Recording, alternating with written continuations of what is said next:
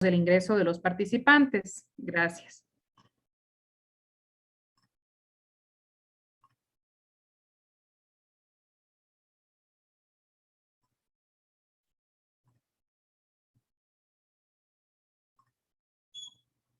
Muy buenas tardes, bienvenidos a la quinta y última videoconferencia del curso Reglas Mínimas para el Tratamiento de Reclusos que nos encontramos desarrollando durante el último mes. El día de hoy realizaremos la quinta y última videoconferencia de este curso. Estos primeros minutos los destinaremos a que los participantes ingresen al link que está indicado en la sección chat de este Zoom y registren por favor allí su asistencia. Destinamos estos primeros minutos para que todos hayan podido ingresar a la sala y hayan podido también registrar su asistencia previo a empezar el evento. Les recomendamos, como de costumbre, mantener encendida su cámara. Les informamos que todos tienen sus micrófonos silenciados a fin de evitar interferencias. Por favor, si tienen preguntas o inquietudes hacia el señor ponente, pueden plasmarlas en el chat Zoom y se dará lectura al finalizar la ponencia, todas y cada una de sus inquietudes o interrogantes. También les recordamos, por favor, colocarse en un lugar cerca del Wi-Fi para tener una mejor señal y evitar el uso de otras plataformas tecnológicas mientras dure la videoconferencia. En caso de dudas, inquietudes en torno a los procesos académicos que realiza la Escuela de la Función Judicial, pueden escribir al correo escuela.judicial@funcionjudicial.gov.es. Siendo ya la hora prevista para el inicio de esta quinta videoconferencia del curso Reglas Mínimas para el Tratamiento de Reclusos que estamos realizando desde el 13 de enero hasta hoy, 10 de febrero de 2022, es importante resaltar que el curso se ha llevado a cabo gracias a la cooperación de expertos nacionales e internacionales, así como también gracias a la cooperación interinstitucional del Consejo General del Poder Judicial del Reino de España. A continuación tenemos la temática sobre el módulo de prisión preventiva como último recurso, medidas no privativas de libertad. Para ello contamos nuevamente con la participación y colaboración del doctor Lorenzo Migliorini Fonseca, quien es licenciado en Derecho por el Centro Universitario de Triángulo, especialista en Derecho Civil por la Universidad Federal de Uberlandia. Fue docente en el Centro Universitario de Triángulo, la Facultad Politécnica y el Centro Jurídico Dominis. Actualmente es juez del Tribunal de Ejecuciones Penales del Distrito de Uberlandia. Participó también como capacitador en acciones educativas presenciales y a distancia en la Escuela Judicial Electoral del Tribunal Regional Electoral del Distrito Federal y Piau. También en la Escuela de la Magistratura de los estados de Rondônia, Amazonas, Río de Janeiro y Pará. Es formador en la Escuela Judicial de Minas Gerais y en la Escuela Nacional de Formación y Perfeccionamiento de Magistrados de Brasil. Bienvenido nuevamente, doctor Migliorini. Muchas gracias por la colaboración que nos ha brindado en estos procesos académicos. Bienvenido. Muchas gracias, Angelia. Es un placer, un honor estar con usted una vez más para hablar sobre derecho, en especial sobre los derechos de las personas privadas de libertad. Un público que la más grande parte de las personas se olvidan de hablar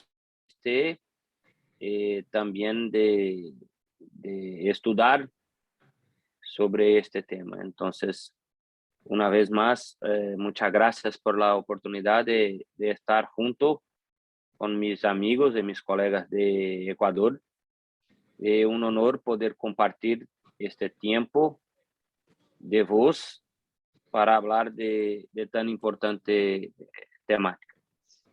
En la primera oportunidad que estaba junto con usted, hablamos sobre la cuestión de los agentes públicos, las cuestiones de los agentes públicos en ejercicio de la función jurisdiccional cuando tratamos de las personas privadas de libertad. Ahora, un tema muy sensible para todos, que una vez más tengo que hablar que nosotros, jueces, y los operadores del derecho de una forma general, tenemos mucho que hacer y mucho que cambiar en nuestra forma de actuación, porque tenemos una práctica de prisión. Y hoy no se admite, no se tolera, no se puede más hacer como 10, 20 años. Hoy tenemos que cambiar de pensar el derecho en nuestra forma de actuar como jueces, especialmente cuando tenemos un escenario de graves violaciones a los derechos de las personas privadas de libertad. Siempre que hablamos de este escenario, algunas cuestiones van a surgir. ¿Cuál derecho es más grande? ¿De las personas privadas de libertad o de la sociedad libre? A mí, yo pienso de forma muy clara que es posible y es tranquilo que se pueda conciliar, que se pueda manter en bueno sentido los dos, ¿sí? Entonces, en esta línea que me voy a caminar, quiero dejar claro que si las personas quieren preguntar durante la ponencia, no hay problema. Yo sé que las reglas son para que las preguntas sean final, pero si quieran durante la ponencia, no hay problema. Usted tiene una pregunta, vamos hablando sobre el tema. No, yo me voy, como en la ponencia anterior, me voy a hablar de esto en un poquito. Entonces vamos caminando en la ponencia. Y si es algo que no está en la ponencia, me hablo de inmediato, porque puede ser algo que para aquella persona es importante que nosotros tenemos un marco para que a partir de este se prosiga. ¿Tiene algún problema por la escuela? ¿Que No, hablamos, doctor, que hacemos así? efectivamente, los participantes que deseen realizar algún comentario, alguna observación o pregunta durante la ponencia pueden levantar su mano para yo poder saber quién desea intervenir y le habilito inmediatamente el micrófono. Gracias. Ok. Vamos entonces a empezar. Luego quiero decir que me voy a esforzar al máximo para que me pueda hablar en español. Pero algunas palabras van a salir en portugués o en portuñol, y si no comprenden, la mano me indaguen y me voy a intentar explicar nuevamente, ¿sí?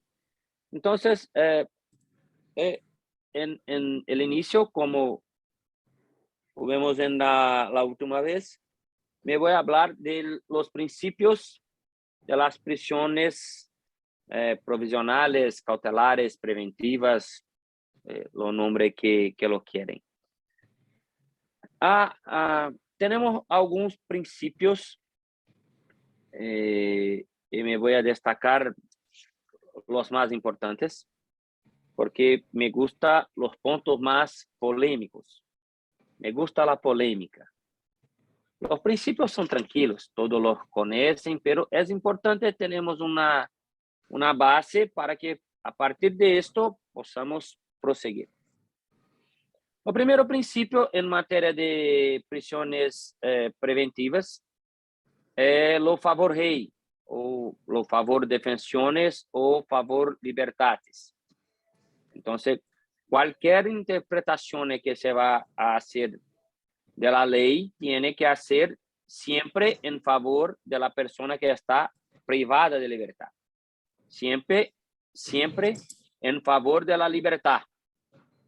Este es lo principio Acá en Brasil hablamos principio mãe.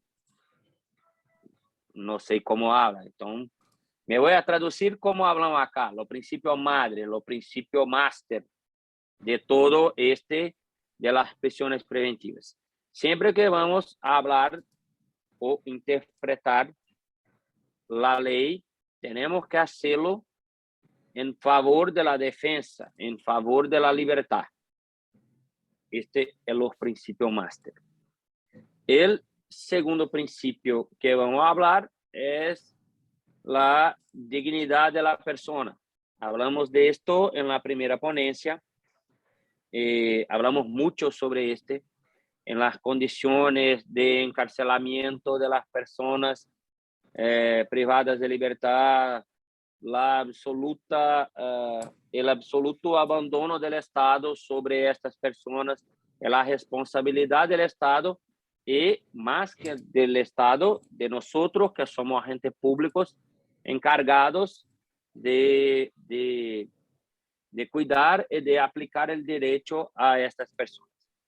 Entonces, este principio de dignidad de la persona también vuelve a ser tratado en las cuestiones de las prisiones preventivas. ¿Me hablo muy rápido o está tranquilo? No, sí está muy bien, doctor. Sí le entendemos perfectamente. Ok. El tercer principio que me gustaría hablar es de la presunción de no culpabilidad, la presunción de inocencia. Y este principio me gustaría destacar las dos vertientes que nos menciona Ferrajoli, que este principio es una garantía de libertad, es una garantía de verdad.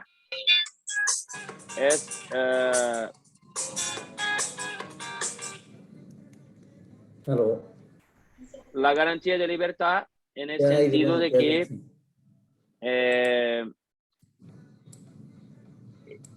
debe ser la libertad la regla máxima. ¿De dónde? Cuenca. Hay una interferencia, creo que se activó el micrófono de alguna persona, creo que es del doctor Héctor Ávila. No, ahora estamos listos. Estamos listos ahora. Sí, gracias. Sí. Perdón, doctor. Nada, tranquilo. Entonces, segundo Ferrajoli, este principio de presunción de no culpabilidad tiene dos vertientes, dos vértices. Lo primero es la garantía de libertad y lo segundo es la garantía de la verdad. De la verdad porque es una garantía procesual que se va no se puede interpretar ninguna prueba en el proceso contra la persona privada de libertad o contra lo individuo que está siendo juzgado por el Estado. Esta era la garantía de la verdad. Y la garantía de libertad es en el sentido de que toda la persona que está siendo procesada por el Estado no puede ser tratada de la misma forma que una persona que ya tiene una condena contra sí. Esta es la garantía de libertad. Entonces, esas dos vertientes de Ferrajoli están en presunción de no culpabilidad o presunción de inocencia. Y si el principio de favor o favor de pensiones o favor libertad es el principio máster, este principio es el principio que debe nortear, que debe guiar la actuación de todo juez cuando tiene que decidir sobre prisión o no prisión. Es el principio de la excepcionalidad. La prisión provisoria o preventiva no puede ser la regla. La prisión provisoria o preventiva es la excepción. Es lo más raro que tenía que acontecer. Lamentablemente, infelizmente, infortunadamente, no es así que las cosas acontecen.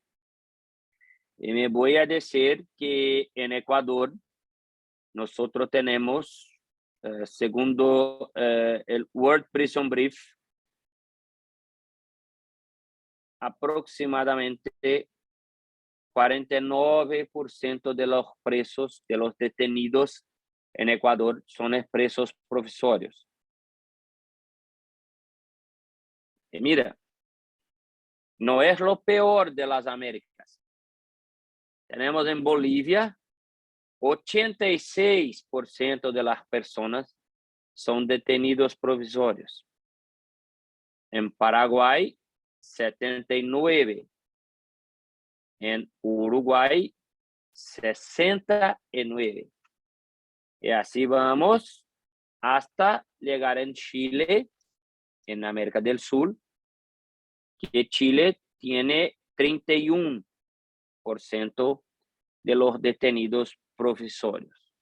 Brasil tenemos algo en torno de 37%. Mira que en Ecuador casi la mitad de los presos son detenidos provisorios o preventivos. No estoy a hacer un juicio de valor, pero no creo que todas esas personas presas o detenidas por la primera vez. Porque para mí el concepto de preso provisorio es aquel que tiene el primer proceso, que no tiene ninguna condena anterior contra sí. Porque si tiene una condena anterior contra sí, no se puede tratar más de preso provisorio o preso preventivo. Ese es un preso, un detenido, que está en cumplimiento de pena y practica un nuevo hecho. Y en este momento está detenido provisorio o preventivo por este nuevo proceso, pero no es un preso preventivo o provisorio. Es un preso, un detenido en cumplimiento de pena que practica un nuevo hecho y por eso regresa al cárcel. Acá tenemos esa discusión muy intensa para que este número de 36, 37 se baje. Ese número va a bajar mucho, porque yo soy juez de ejecución de pena y tengo absoluta convicción que no tenemos en mi ciudad 37% de las personas detenidas que están presas por la primera vez. No es posible esto. Las personas que están presas preventivas o provisorias están porque volvieron a la cárcel, nuevo hecho, nuevo fato. Este no es preso preventivo o provisorio. Es una persona detenida que practica un nuevo hecho y por eso no puede estar en esta categoría de personas detenidas. Esto es una discusión muy necesaria porque si tenemos juicio de ejecución,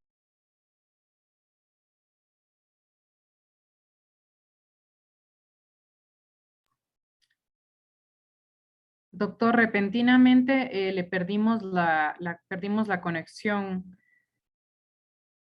Se está paró listo. el video un instante. Ahorita ya le vuelvo a escuchar en este instante. Ok. Cuando se acontece eso, si usted puede me manda un WhatsApp, porque estoy en el Wi-Fi Ok. y en el 4G. Entonces, si tiene un problema con Wi-Fi, usted me manda, yo me paro la Perfecto. ponencia y me vuelvo a cuando usted me diga en WhatsApp que estamos listos. Listo, perfecto. Ahorita sí le ¿Ok? escucho bien. Listo. Ahora sí. Sí. Ok. Entonces me voy a volver un poquito. Entonces, esa discusión, si la persona está detenida por el primer proceso o por otro proceso, es muy importante.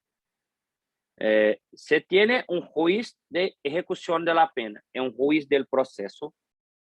Si la persona está en cumplimiento de pena y hace un nuevo hecho, por más que este juicio del proceso diga, no, este no es un hecho grave, esta no es una situación que demande la prisión preventiva, acá tenemos una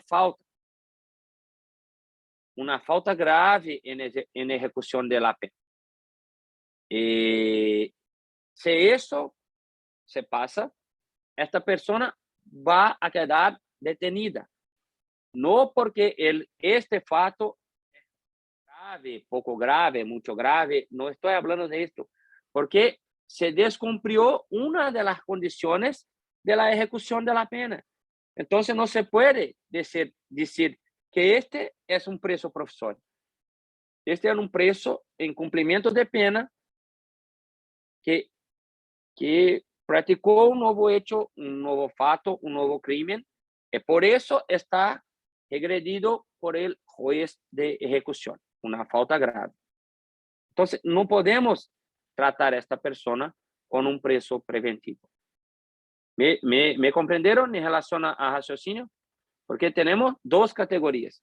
La persona que es una vez por un crimen contra la vida, un homicidio, o un crimen de tránsito, o un robo, o otro crimen con violencia. Por la primera vez, preso preventivo. Se tiene una condena, está en ejecución y practica un otro hecho.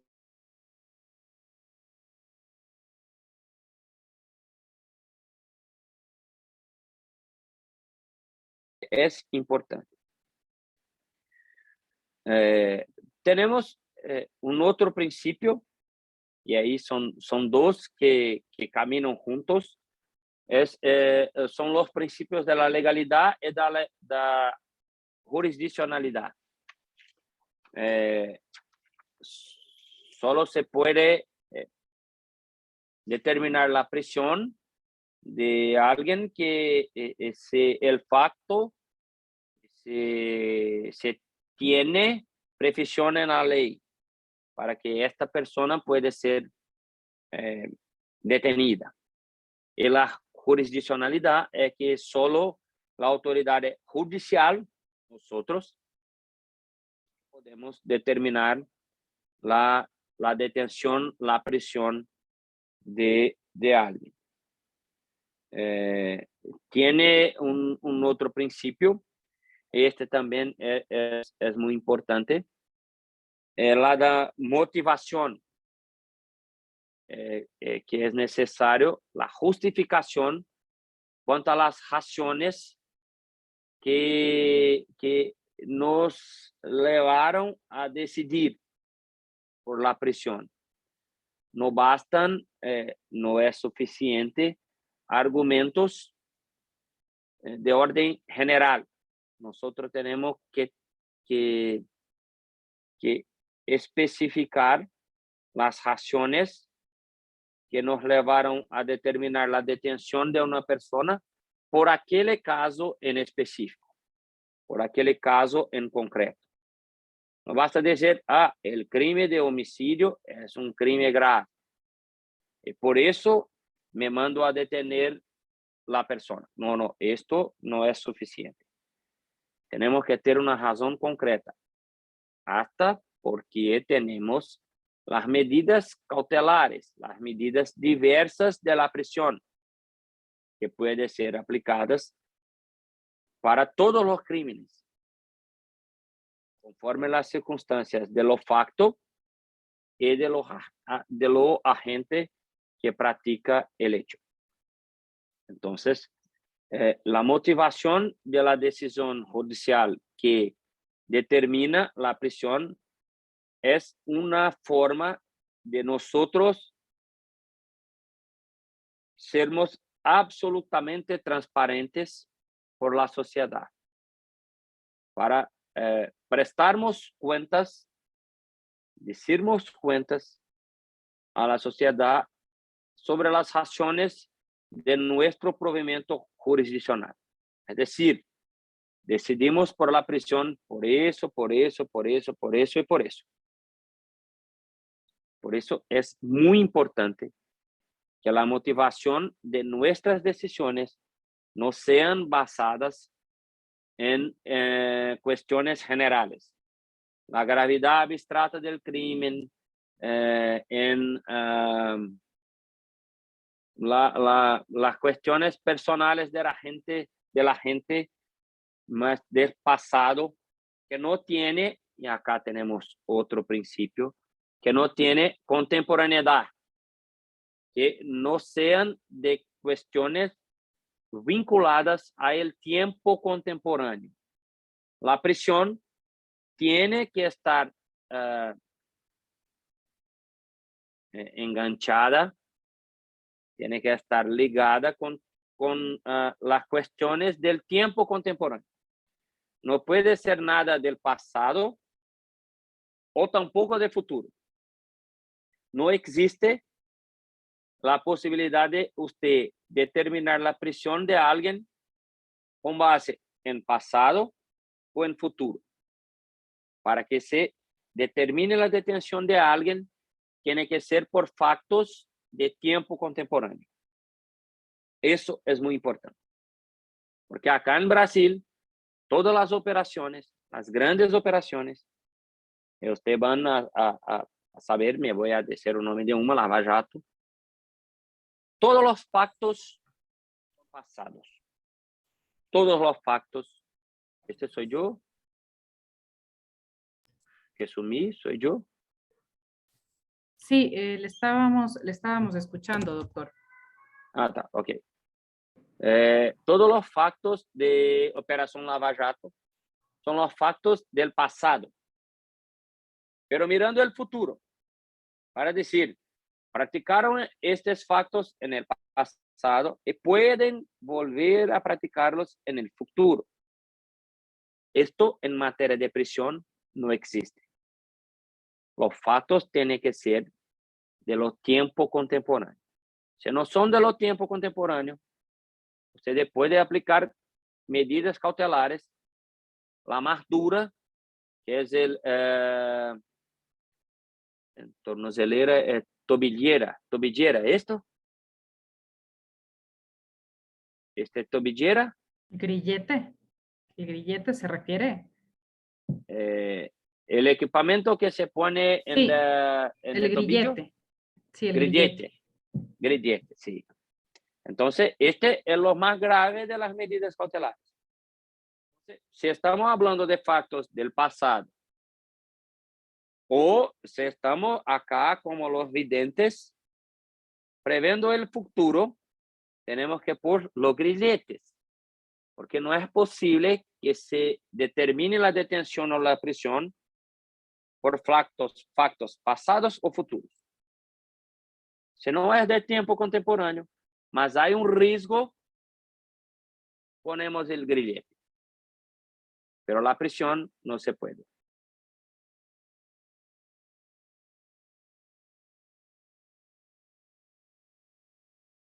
¿Lo perdí? No, doctor, sí le escuchamos bien. Ah, ok. Es porque usted estaba como frozen. Ok. Vamos entonces a hablar de más 4 principios para que lleguemos en el punto principal. ¿No hay preguntas hasta ahora? ¿No? Tranquilo. ¿Sí? Proseguimos. Tenemos el principio de la subsidiariedad, que la prisión solo puede ser determinada como medida de última ratio, como la medida más extrema, más grave. Tenemos que tentar todo, porque el derecho penal, perdón, es basado en la intervención mínima. No se debe utilizar el derecho penal si se puede manejar otros derechos, civil, comercial, así, administrativo, y así proseguimos. La prisión es lo mismo. La prisión solo puede ser determinada si no hay otras medidas que pueden aplicar en el caso concreto. Y en este punto me gustaría citar para usted dos artículos de los Códigos de Proceso Penal de la Nación de Argentina, los artículos 312 y 317, que hablan muy precisamente del principio de la subsidiariedad. Entonces, 312 y 317 de los Códigos del Proceso de Argentina. En Brasil, desde 2019, hubo una reforma en el proceso penal. Y ahora el juez no se puede determinar más la detención de oficio.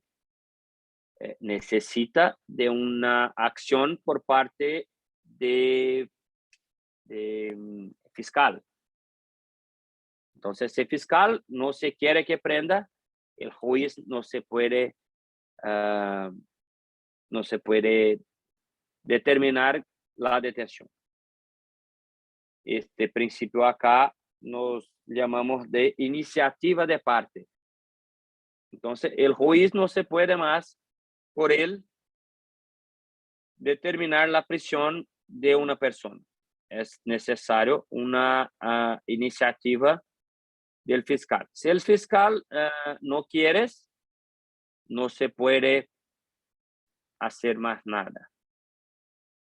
Entonces, el juez ahora necesita de un requerimiento del fiscal para que se determine la detención. Si el fiscal no está en audiencia, o si el fiscal no se hace el requerimiento, el juez no puede determinar la detención, tiene que inmediatamente determinar que la persona se va en libertad.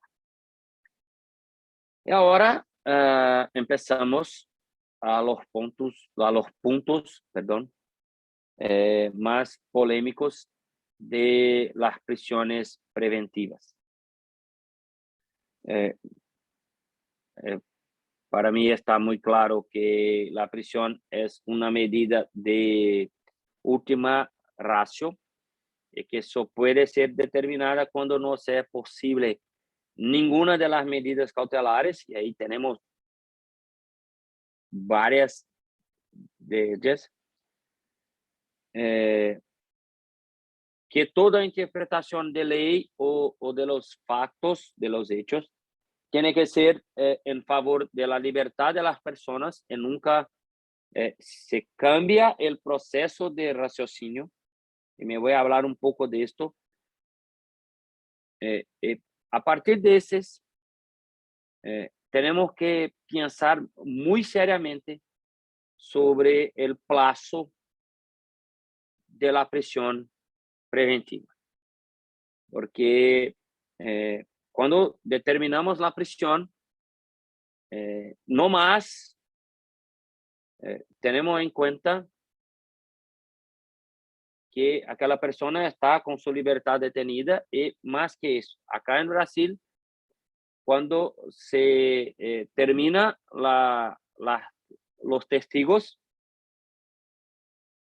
la persona puede quedar detenida por más 2 años esperando que el juez se dé la sentencia.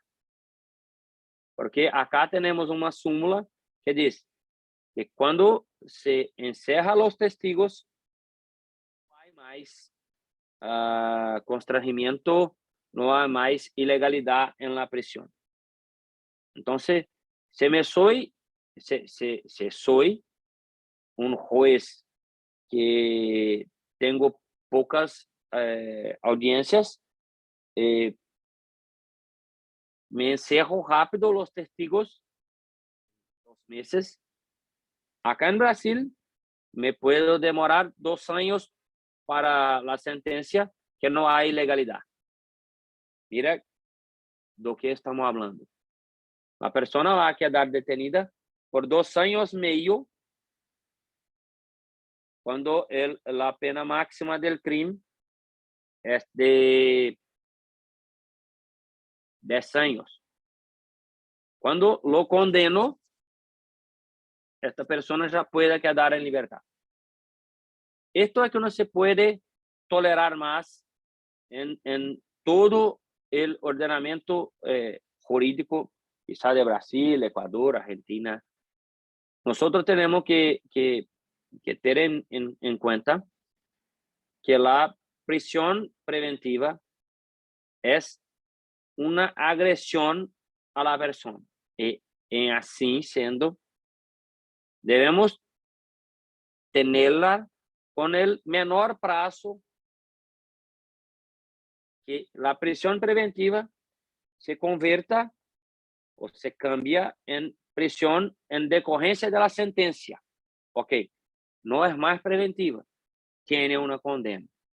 Pero no se puede tolerar que una persona se quede detenida por 2 años, 3 años, sin una condena definitiva o provisional proferida por un juez contra él. Y esta es una cuestión que tenemos que cuidar muchísimo, porque nos olvidamos de este fato. Terminamos los testigos y a partir de este momento, no más este proceso nos interesa. Vamos a otro proceso que tiene testigos, que tiene pruebas a producir. Que ya finalizamos la fase de las pruebas, no hay más constrangimiento, no hay más posibilidad de un habeas corpus. Entonces, ese no es más importante. No. Este es importante o más importante que este que tenemos en fase de las pruebas. No podemos olvidar que tenemos una persona detenida y que esta detención es una agresión a la persona, porque en cuanto es preventiva y por obvio profesional, podemos estar deteniendo a alguien que va a ser inocente en el futuro. Entonces, si no tiene una condena, tenemos que ser rápidos en la sentencia, en el juzgamiento del hecho, del facto, para que la persona tenga conocimiento si es culpada o no culpada. No se puede tolerar más prisiones preventivas de 1 año, 2 años, 3 años. Eso no se puede tolerar más. Y si no se puede tolerar la prisión, no se puede tolerar las medidas cautelares. Porque para nosotros, no, tranquilo, esta persona no está detenida. Mas yo estoy con ella con grillete, esta persona está con grillete a 3 años. Esto no se puede también. Tiene una condena. El grillete es para que esta persona pueda trabajar, para que esta persona pueda estar en su casa, conviviendo con su familia. No. No hay condena. Este grillete es solo para que no esté en cárcel. No, eso no es posible. No es posible que las medidas cautelares también no tengan un plazo. Porque lo que son las medidas cautelares. Son hipótesis en que el juez va a decir de que esta persona, o indicios de que esta persona es el autor de hecho, de crimen, y tenemos pruebas de que el hecho de facto ocurrió. Doctor, perdón, le interrumpo. Hay una pregunta, bueno, un comentario del doctor Lorger Guamán. Dice, en el chat Zoom, dice, conforme a nuestra legislación penal, dictada la sentencia, se interrumpe la caducidad de la prisión preventiva, pero la Constitución determina que la prisión preventiva caduca al año de privación de libertad y la Corte Constitucional ha concluido que si no existe, que si no existe sentencia ejecutoriada, la prisión preventiva está caducada. ¿Cuál es su criterio? Mira, cuando se recuerdan que me dice para vos de Argentina, en Argentina, en la Constitución de España, en el artículo 17.4, parte final, tiene el plazo para la prisión. Acá en Brasil no se tiene expreso, establecido que la prisión preventiva va a ser de tanto. Si no tiene ese plazo, caduca la prisión. No. En Paraguay se tiene, en Nicaragua se tiene, en Argentina se tiene, en España se tiene, pero en Brasil no se tiene. En Ecuador, 1 año. Si no se tiene, caduca la prisión preventiva y la persona va a libertad. Esto es lo justo, porque la prisión tiene que tener una duración razonable, que tiene que ser la misma del proceso.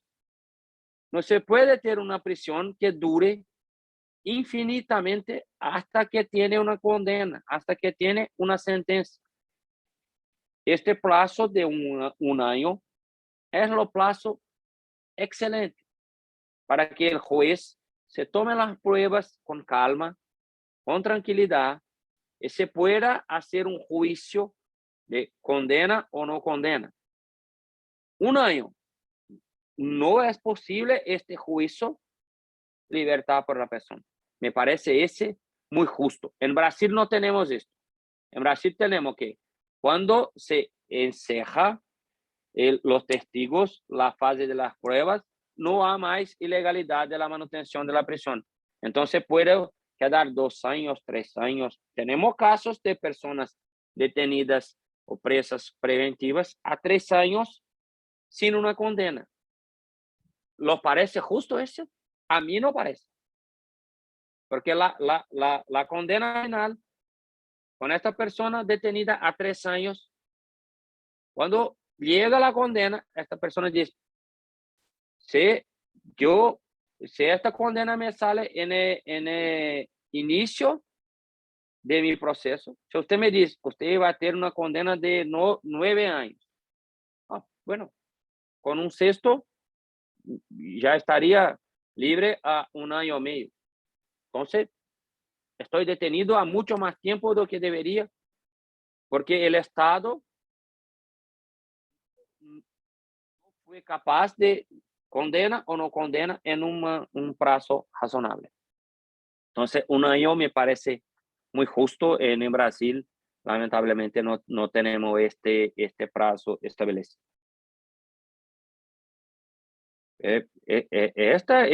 La cuestión es esta, o sí está, Sí, está respondido. quedó bastante claro, doctor. Okay. Sí, gracias. Nada, que eso. Entonces, cuando hablamos de las medidas cautelares, que nos recordar de las reglas de Tokio, las reglas de la ONU para las cuestiones de no privación de libertad.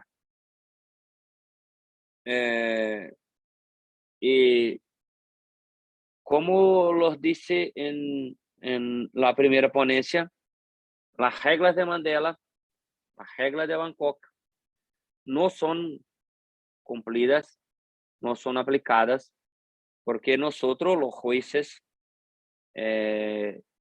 tenemos una cultura de detención para dar una respuesta a la sociedad de que fuimos efectivos. Entonces, tiene un crimen, un hecho, tiene un crimen, y nosotros decimos, la persona de este crimen está detenida.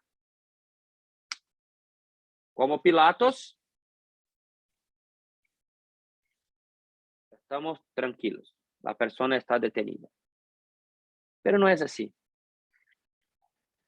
Vamos a imaginar que todos nós ya fuimos a un médico, ¿sí? ¿Cuál es la primera determinación del médico? ¿Es la internación? Todas las veces que fui al médico, y ahí me voy a indagar a Angelia porque está conmigo aquí más próximo. Todas las veces que usted fue al médico, ¿usted fue internada en el hospital? No, No. no. Todas las veces usted tiene que quedar en reposo en su casa? No. No. Depende de las circunstancias.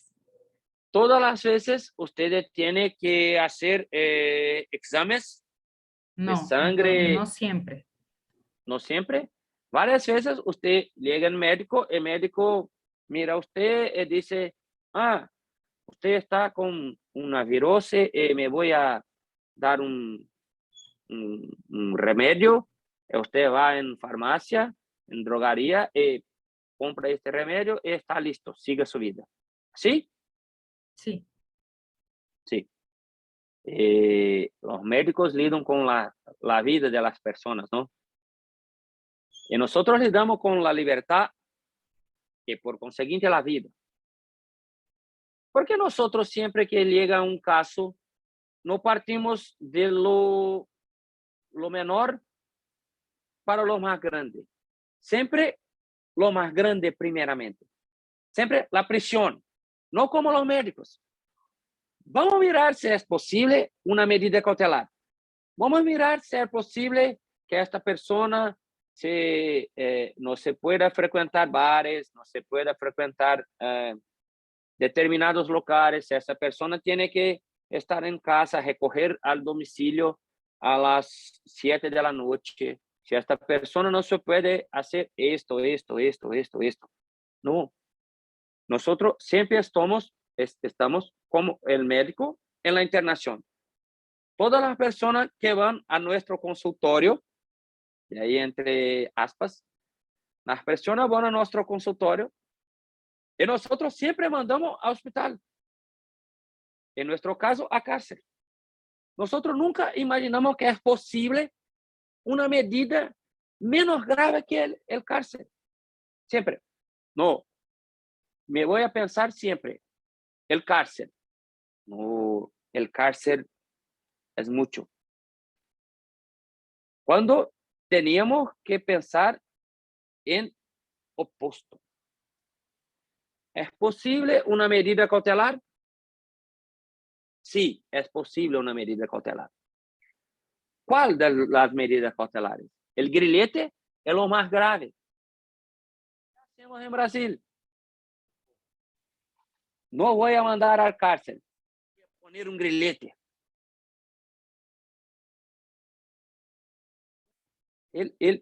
La forma de pensar estamos de más grave para más simples. Cuando tenemos que empezar de lo más simples para lo más grave. Debe ser nuestra forma de pensar. Y más de que de pensar, debe ser nuestra forma de agir como jueces.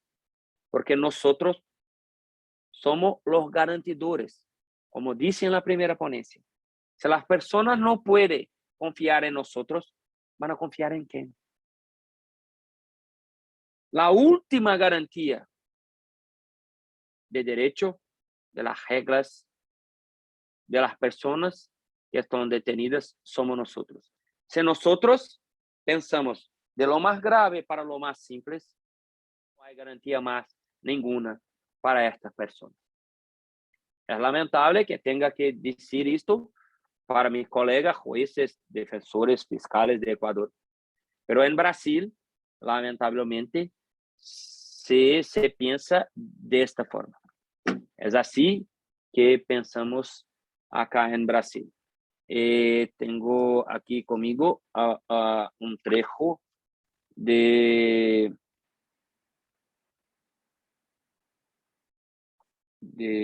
un ministro de STJ que dice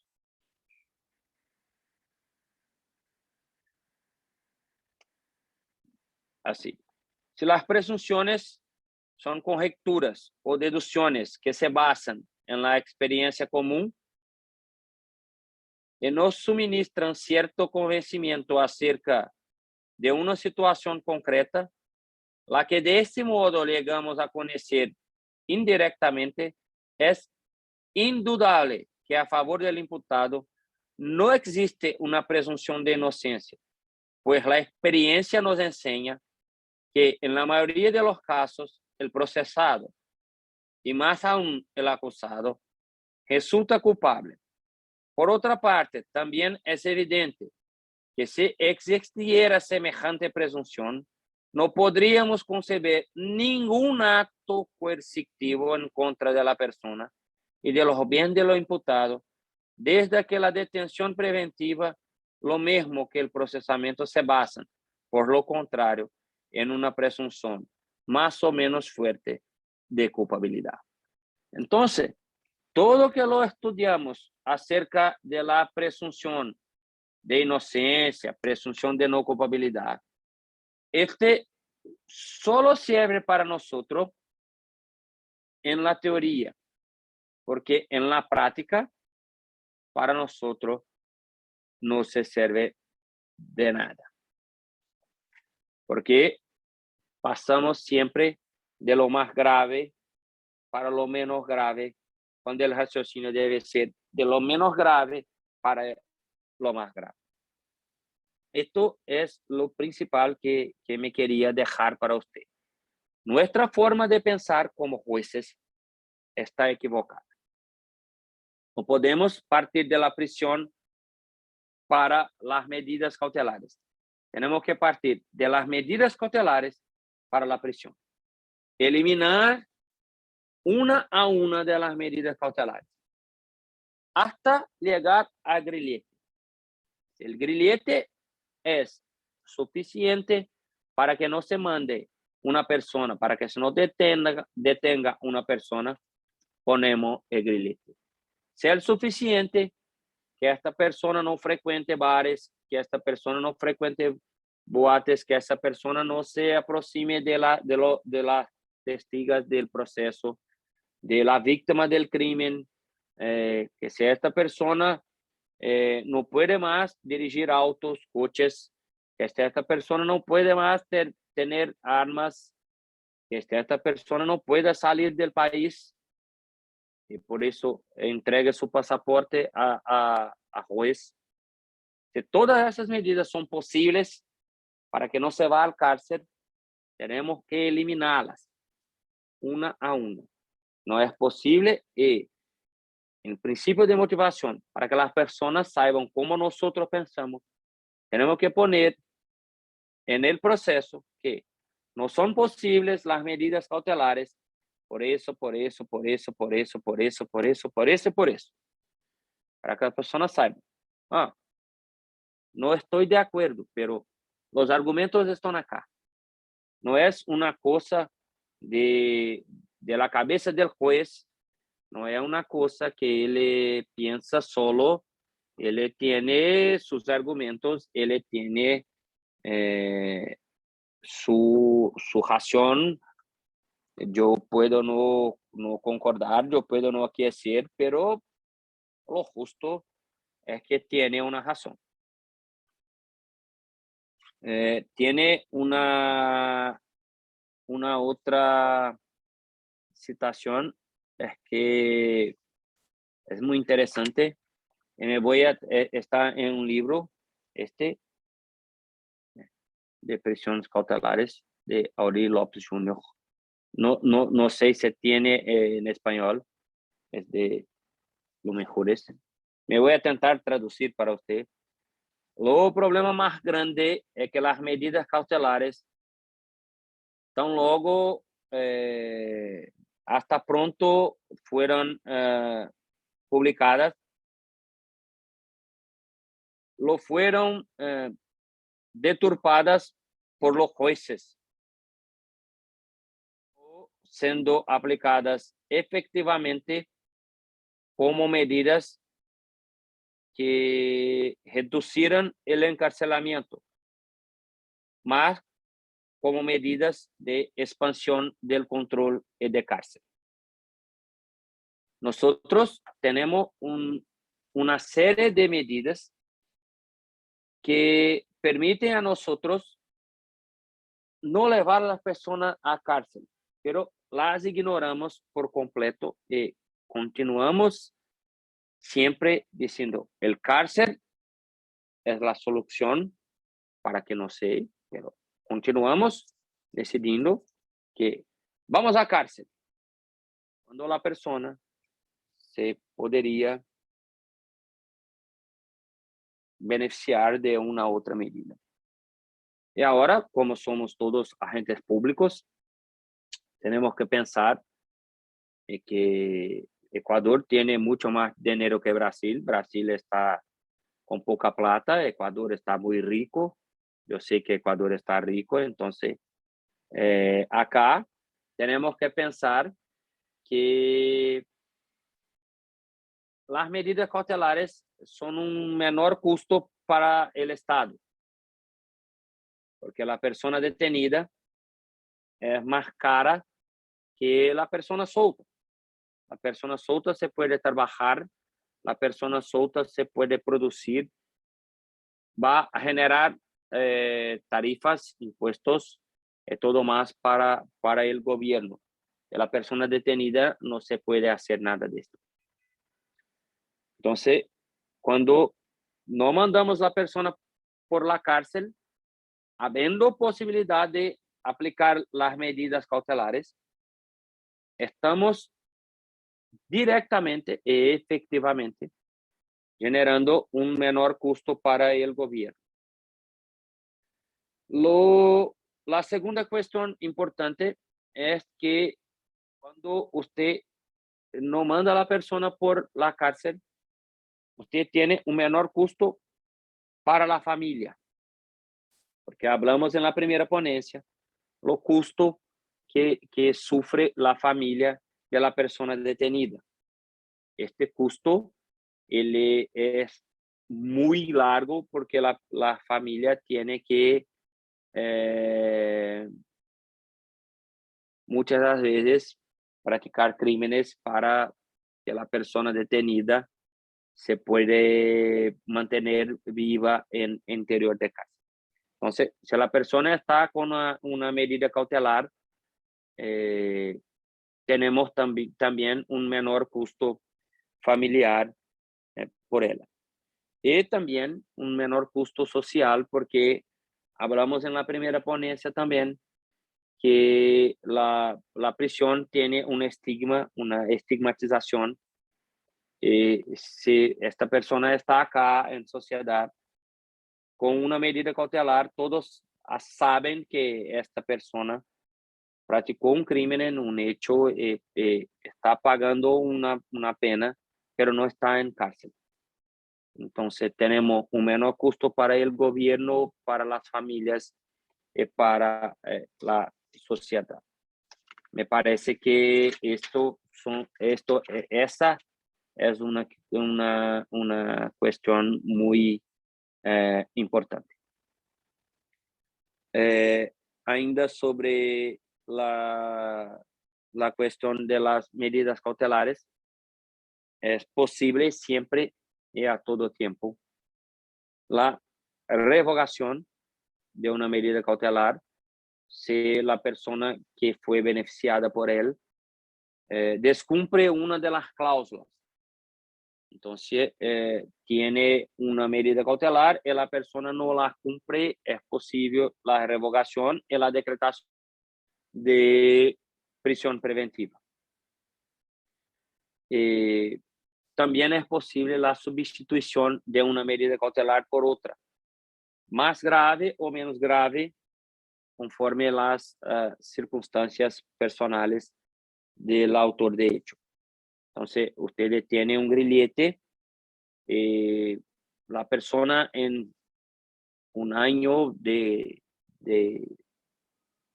grillete está correcta todo el tiempo. Usted puede sacar el grillete, poner restricciones, pero sin grillete.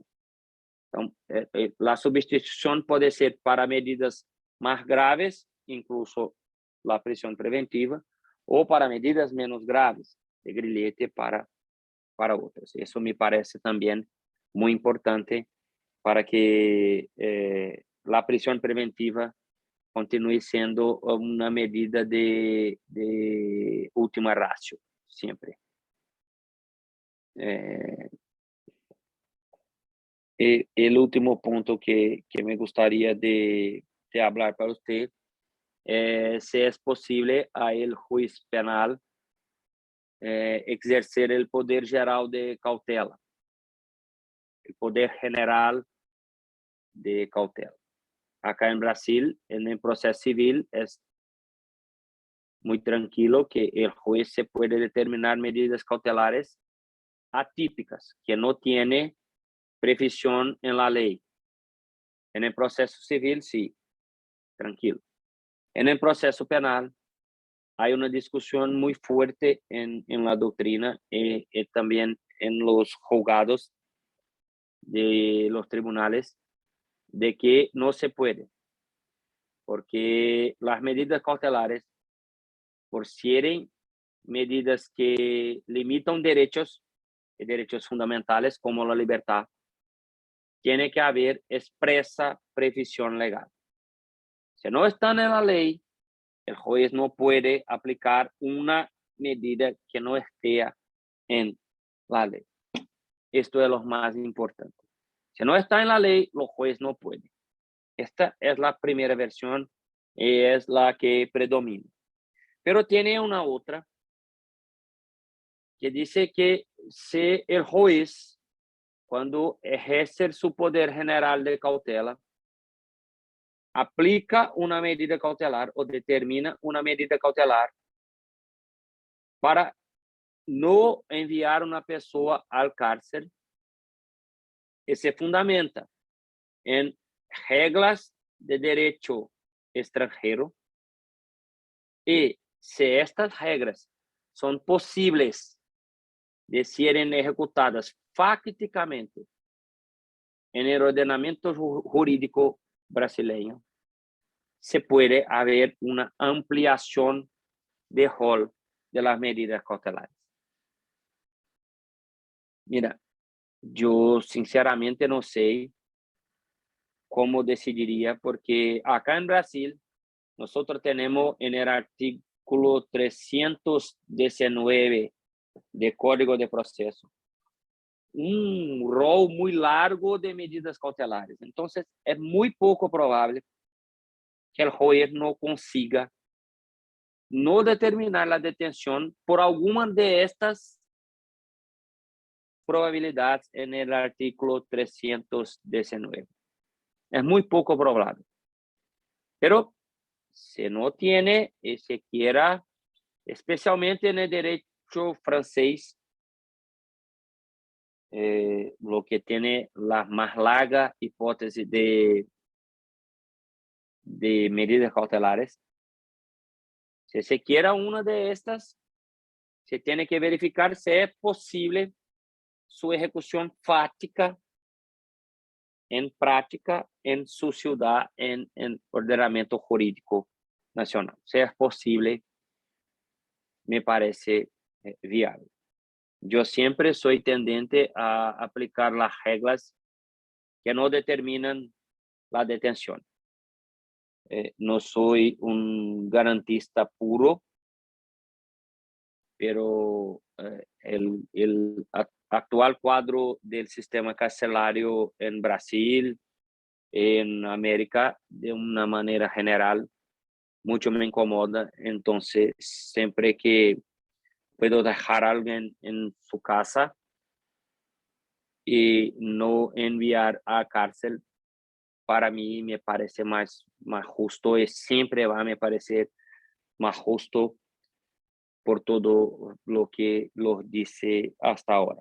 Sea porque va a generar un menor costo para el Estado, para la familia o para la sociedad, sea porque las cárceles son locales de violación de todos los derechos que las personas tienen: la vida, la libertad, la seguridad, la salud, todos los derechos, como hablamos en la primera ponencia.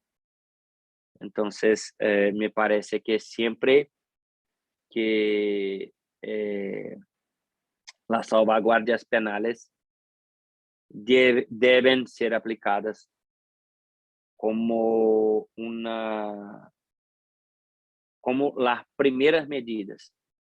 Debemos siempre, las medidas no privativas de libertad, siempre deben ser las primeras medidas a ser observadas por nosotros jueces.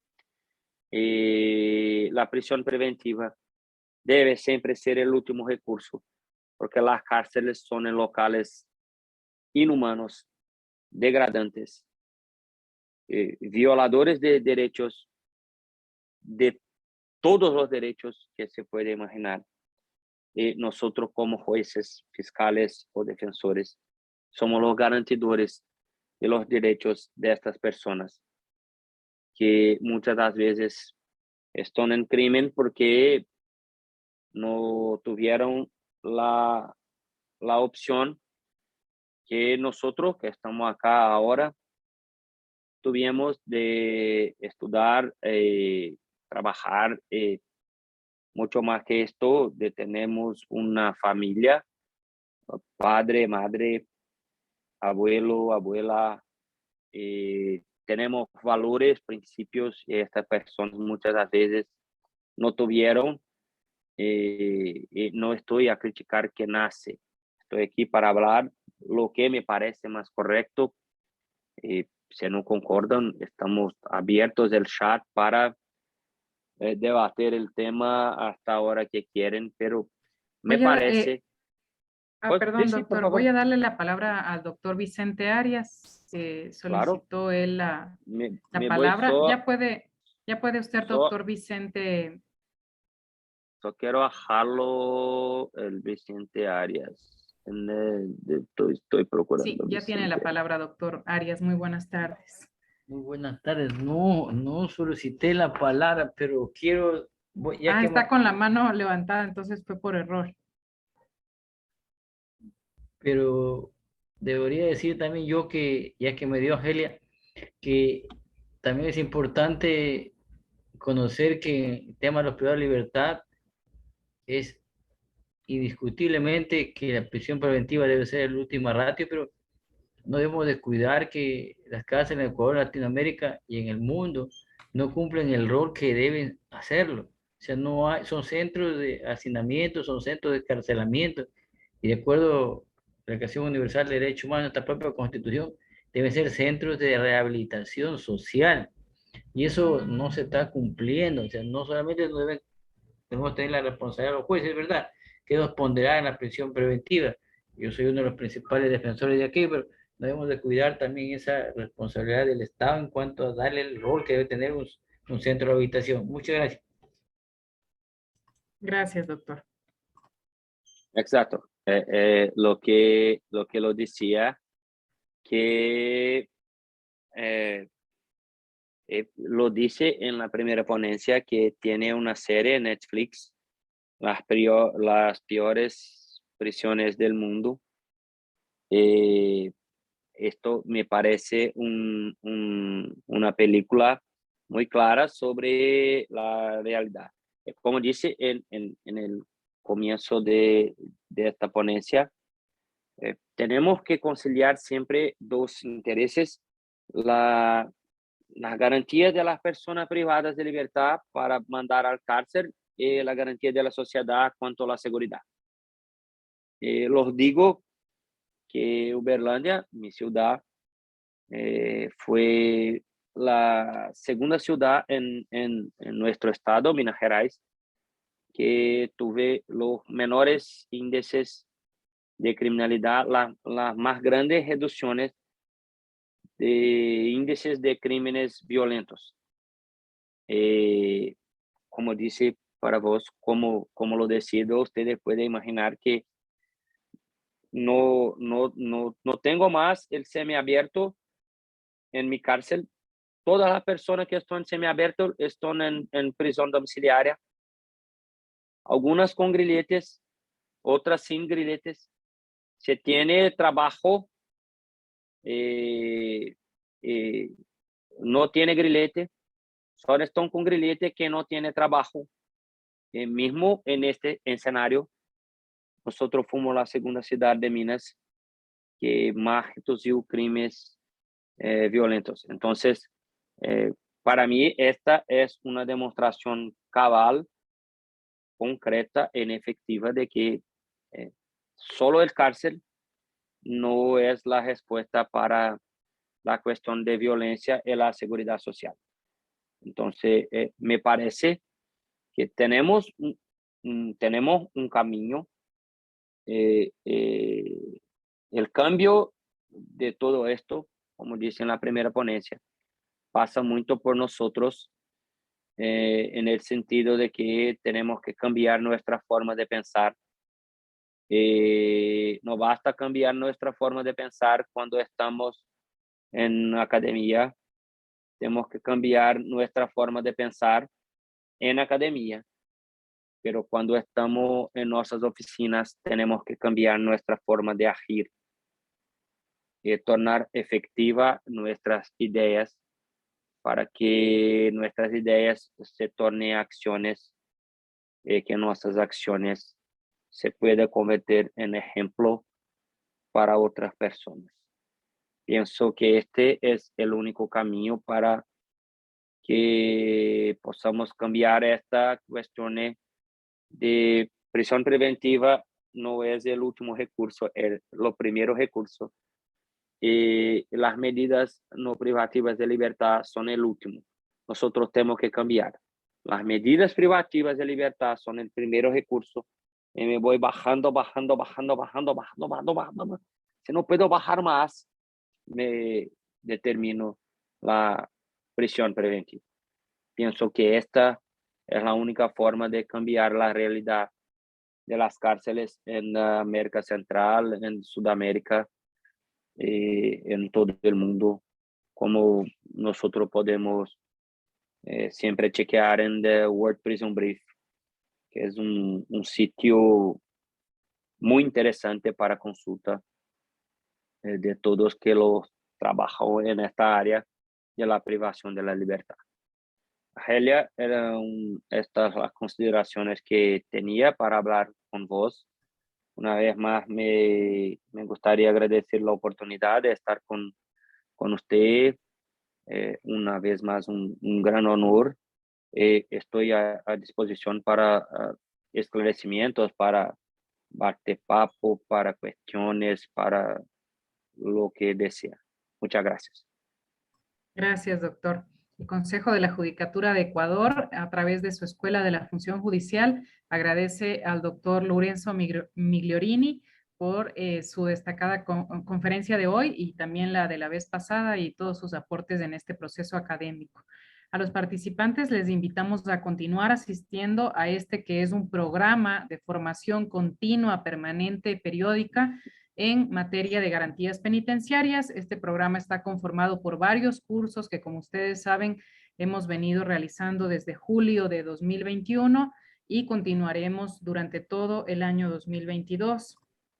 También en base al levantamiento de necesidades y detección de necesidades de formación y capacitación que se hizo en el mes de noviembre dirigido a jueces, fiscales y defensores, se nutrió un poco más los contenidos a tratar en este programa y esto es lo que les estamos ofreciendo en esta materia para el año 2022. Como de costumbre, les estaremos notificando a sus correos institucionales con el acceso para la evaluación de este curso que ha finalizado el día de hoy, para que ustedes puedan ingresar allí en nuestra plataforma, rendir la evaluación y descargarse su certificado de participación de este curso. Nuevamente agradecerle, doctor Migliorini, por su tiempo y por su colaboración para con la Escuela de la Función Judicial de Ecuador. Damos entonces por concluido el evento del día de hoy y que tengan una muy buenas tardes y muy buen fin de semana. Helia, solo una cuestión. Si usted quiera, puede disponibilizar mi correo para las personas que se quieran hablar conmigo. A todo tiempo lo estoy disponible para ellas, para datos, para cuestiones acerca de la justicia de Brasil. Es un gran placer, un honor una vez más estar con usted. Muchas gracias por la oportunidad. Tengan todos una excelente semana y sean todos muy felices. Gracias, doctor. Igualmente, los participantes, si alguno tiene interés, me pueden escribir al correo angelia.aviles@funcionjudicial.gov.es. Y también si alguno de ustedes desea participar en estas conferencias que se están dictando como ponentes, también por favor pueden escribirme al correo angelia.aviles@funcionjudicial.gov.es. Muchísimas gracias y buenas tardes. Buenas tardes. Chao.